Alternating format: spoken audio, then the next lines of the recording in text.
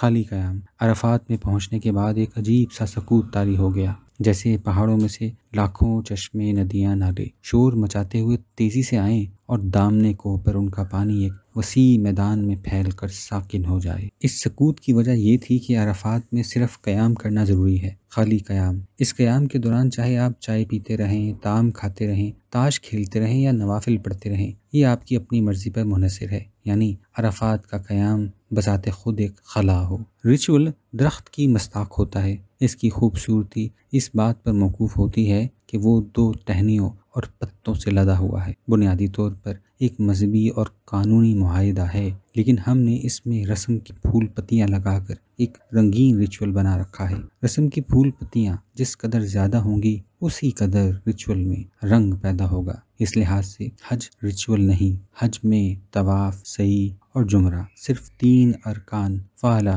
حیثیت رکھتے ہیں، باقی قیام قیام قیام، مینا کا قیام، عرفات کا قیام، مزدلفہ کا قیام۔